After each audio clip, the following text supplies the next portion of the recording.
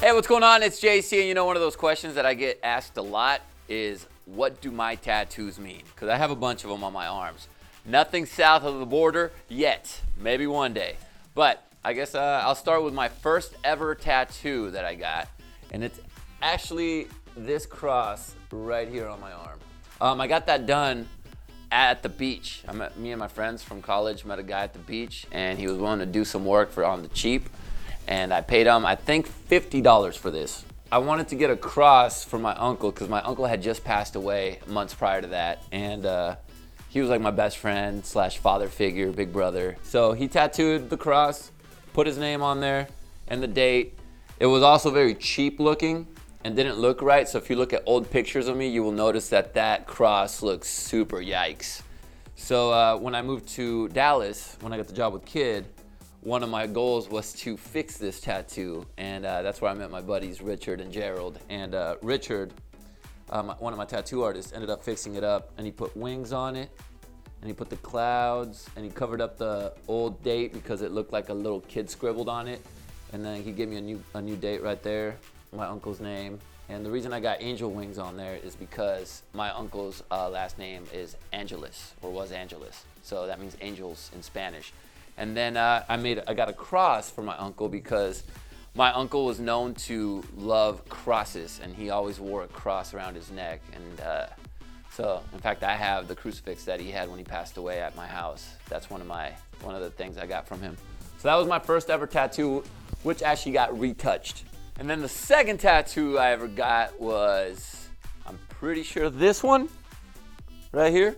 So I went for one of the most painful spots on the body. Yes, that hurts quite a bit. And that's just very simple. It's my grandma's name.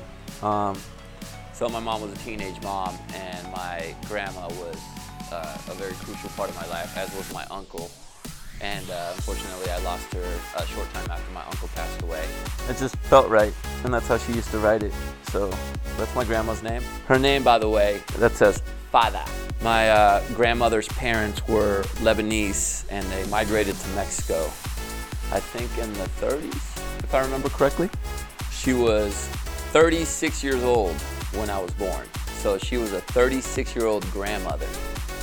My mom was 18 when she had me, and my grandma was 18 when she adopted my mom. I believe my third tattoo was this right here, and that's a Roman numeral 5.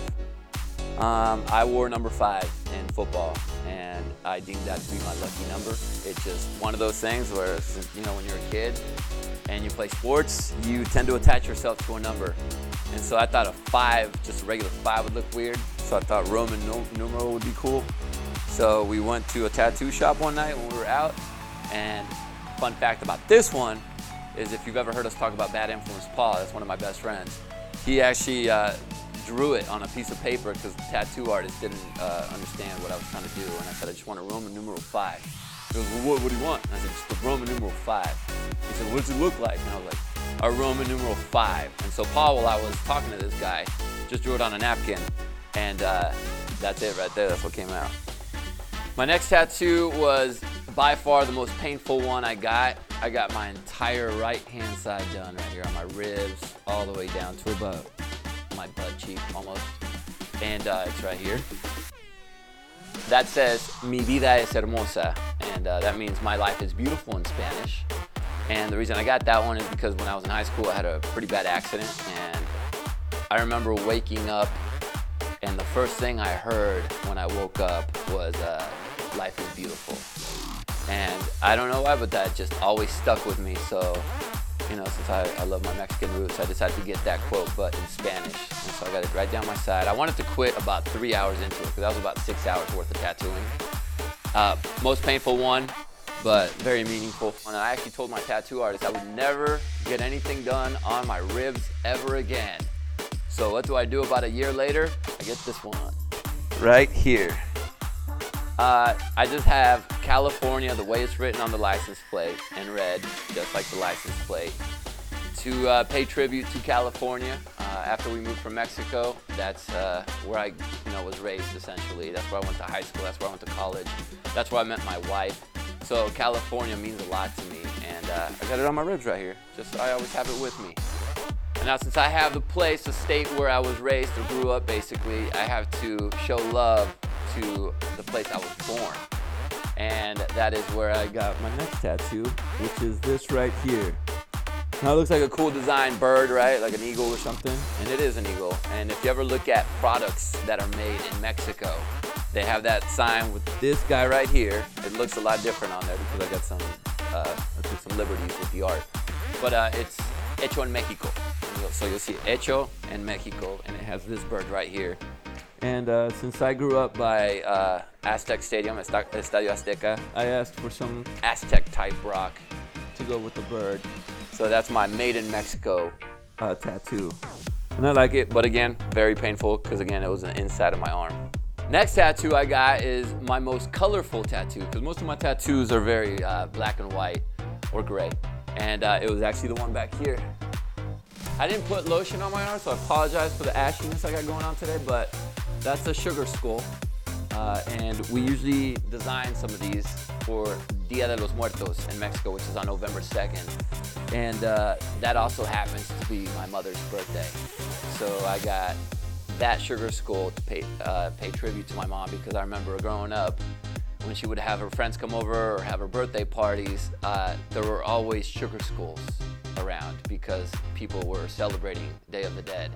So I got the sugar skull because that's the memories I have from when I was a kid, and her friends would come over and say hi or wish her a happy birthday. Next tattoo was the smallest tattoo I ever got, and it was actually done right over there in this room right here in the Canal Side Lounge. I believe we're doing a contest where we were asking a dude to get his girl's name tattooed on him. Something like that, if I remember correctly. He ended up not going through with it. He ended up not wanting his girl's tattoo. Probably a good choice. It's known to be bad luck. And so we had brought my tattoo artist out here for nothing. And he had already set up, and he looked at me and he goes, "Is there anything you want to get?" And I said, "Well, yeah, you know what? I had just gotten married to Kinsey, and I was not really used to wearing a ring, so it was weird for me. So I was like, hey, why don't you tattoo a K on my finger, but do it in white ink so it looks like a scar, and that way it's not popping, it's not the black ink, just in case I have to go get a real job because this wasn't gonna work out." So you can't see it from that far away, you really gotta get in close to see it, but it's a white K. My first one that I got from my kids was this little handprint right here. This is my son Kaysen's handprint from his birth certificate. We had to get a few of them because Kaysen kept doing this with his fingers. So this is actually two of his hands put together. One of them where his finger was curled up, and then I got another one where this one was curled up. So I was able to put the pinky and the fingers and get his hand right. I love these tattoos because it looks so real. It actually looks like they are ink and you can rub them off because my tattoo artist did such a good job with it. And right here are his initials, C-R-C. His name's Kaysen Ricardo Chavez. Ricardo is my uncle's name, so I give him the connection. That's why I put him next to my uncle. I wanted my uncle to always look over him. That was before I knew I was gonna have Chloe and she was gonna be on another arm. But yeah, and I got it in blue because that's my boy right there. My next tattoo were these two little feet. My wife surprised me on Father's Day. She took me to a restaurant that was right across the street from the tattoo shop I normally got my work done at. She said, "Hey, your Father's Day present is down there." And I'm looking down there and I was like, I don't see anything. I just see the buildings and my tattoo shop. And then when I looked back at my wife, she had my daughter's footprints on the table, and she said, "No, we're gonna go get your tattoo right now. I got it all set up with the tattoo shop, and we're gonna go in there and get it done." So for Chloe, Kaysen was the first, so he got one hand. Chloe's my second child, so we did the 2 feet, and her initials as well in pink. So Chloe Leighton Chavez, CLC. So this is the last tattoo I got. This one's probably the one that people ask me a lot about because it just looks a lot different than my other tattoos. My other tattoos look like an artist drew them and they're very well put together. This one looks like a kid drew it because he did. This is a heart that my son drew me. On the day my grandmother passed away, I tend to go to my room and I play music and I look at pictures and I get emotional. And my son walked in on me as I was doing this, my little ritual that I do, and he caught me, I think, crying. He caught tears in my eyes. And he said, "What's wrong?" And I told him I'm just remembering my grandma, and I'm a little bit sad, but I'm gonna be okay. And he just looked at me and shut the door, and I thought that was it. And a few moments later, he came back, and it was around the time he was learning how to write little letters. And I mean, he didn't even know the alphabet, he just knew how to write his name almost. And so he had drawn me a heart with his name, or his initial, C, and he handed it to me and he said, hopefully this makes you feel better. And I wanted to remember that forever. So I got it tattooed. I called my tattoo artist right away and set up the appointment, and so there it is.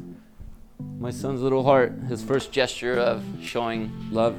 And I think that's it. I think those are all my tattoos. And so if I get any more, I'll let you know what they mean as they come in, but I will be getting more. I just don't know when, because life. Hope you enjoyed it.